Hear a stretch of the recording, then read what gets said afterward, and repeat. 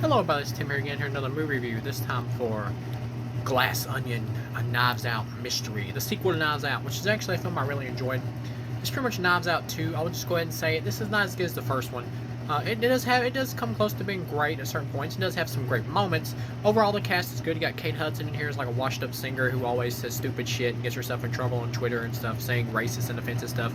And then you got like Dave Bautista here as like this manonist or whatever, like an over-the-top feminist version of a man or whatever, except he's for men. It's pretty funny. Dave Bautista is good here, and I'm sorry about this lighting. If this comes off like too bright, it's because I'm standing like directly under this light because there's only like really good light in this room. But yeah, I didn't want to do this video outside again.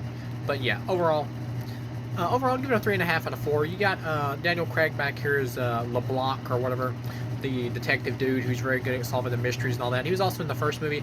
Overall, he does a great job here. I warm up to him and he's fun. His accent, his southern accent, supposed southern accent or whatever, is really over the top and cartoony, but it kind of fits with the vibe because these movies are pretty comedic. Overall, the cast in this and the characters themselves are not as fun as the characters in the first one, like Chris Evans is over the top character and all that, or not really over the top, but just fun character playing an asshole.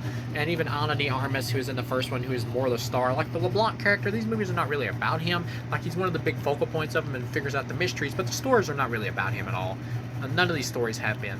You got Hugh Grant here in a cameo. I've heard the director say he's supposed to be like his husband, like the character's supposed to be gay. That's fine, whatever. But you wouldn't really know that watching this movie. Like he comes off like he's just like LeBlanc's or whatever, like houseboy or whatever, like or his personal assistant or something. He doesn't really come off like they're in a relationship or nothing. But if that's what they're supposed to be, that's fine, whatever. Hugh Grant's fine in his 2 seconds of screen time. Pretty much you got Edward Norton and all these people are coming to this island. And Edward Norton's like this asshole dude who stole this idea for an invention or whatever off of this black chick that he was friends with. And he pretty much is like taking advantage of all of his friends and all that and got them to like lie for him also as well because they want to keep sucking his money teat to keep getting cash flow from him and all that. And they know that he betrayed the black chick, but still they side with him because they want to keep their money flow coming. So they're all assholes once again, just like the first movie. The black chick in this is like the Ana de Armas replacement, being like the one like good woman or whatever. You find out later that she actually had like a twin sister and that the real girl committed suicide. She's been working with Daniel Craig this entire time, posing as her twin sister, so she can get on the island and try to find out who killed her because she doesn't believe it was a suicide. The whole backstory thing about the whole twin thing and all that, and her teaming up with Daniel Craig and everything, takes a big chunk of the movie and really starts to like kind of just extend the movie a little bit too long, because the scene just starts to feel a little bit like padding because it just goes on a little too long. But once you get back around to the wraparound, the mystery of who the killer is and all this was pretty easy to guess by the end. Like the first movie, I couldn't figure it out. This one, I got it like just a little bit halfway through the movie, I figured it out. Once the first kill started happening, I knew who it was automatically. It's my first guess. I said, Edward Norton's doing this to cover up his tracks for something he's done illegally. He's killing all the people and trying to make it look like it's going to be him that they're targeting. That's exactly what happened. You get to the end of the movie, he burns up the evidence or whatever that the black chick's twin sister has, and so in revenge, Daniel Craig tells her to just like tear the place up, and so she starts blowing the shit out of the place, and she has like this little fossil fuel type thing called Clear with a K or whatever that Edward Norton had that he was going to try to make, but it was actually dangerous, but he was going to try to get it to go through anyway, and she blows the whole place up with it, including his Mona Lisa painting which he bought. And towards the end, they're like, well, you're going to be ruined and everything because this thing blew everything up, including the Mona Lisa painting. But I'm like, well, if he was going to pay to have this thing like pushed through and everything, it would have blew up people's houses anyway, so he would have been ruined regardless. As a matter of fact, if this dude has as much money, if Edward Norton's character has as much money as this movie's portraying him to have, then realistically, he probably could just like pay everybody off to just like cover this up.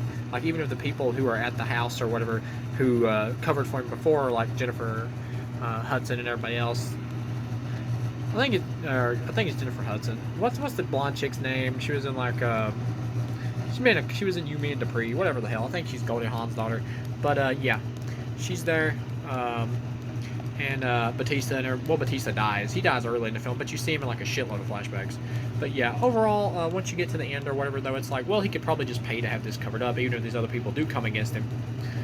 So it's like, no, I don't really buy that. I mean, this dude's like, the way they make him out in the movie is like he's like a billionaire to almost a trillionaire, so he could probably easily have this paid off and covered up pretty easily.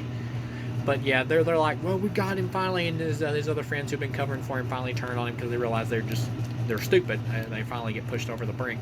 But I don't really totally buy that maybe they wouldn't just, lie again once they realized their money flow was going bye-bye, and maybe they would change their minds again.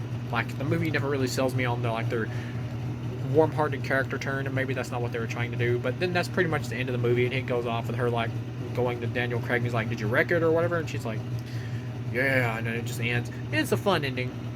Seeing everything get destroyed, Daniel Craig. I mean Edward Norton trying to like stop it from blowing up the Mona Lisa or whatever and destroying it. That was pretty fun. But yeah, overall, I'll give us a 3.5 out of 4. It was more predictable who the culprit was and everything, and the characters here are not as fun written as they were in the first movie. Not the mystery's not as sharp. Overall, it's a sequel. Definitely feels like a sequel, but not a bad movie at all. This is easily a 3.5 out of 4. Pretty good movie. I really liked it. Didn't love it. Didn't think it was great, but I really enjoyed it. Had fun with it. I would easily buy this on DVD just to go with the first movie. So yeah, overall 3.5 out of 4. Pretty good. Definitely worth the watch if you're a fan of part 1, but don't go in expecting something on the caliber of the first movie, because it's not. So thank you guys for watching, and I'll see you again.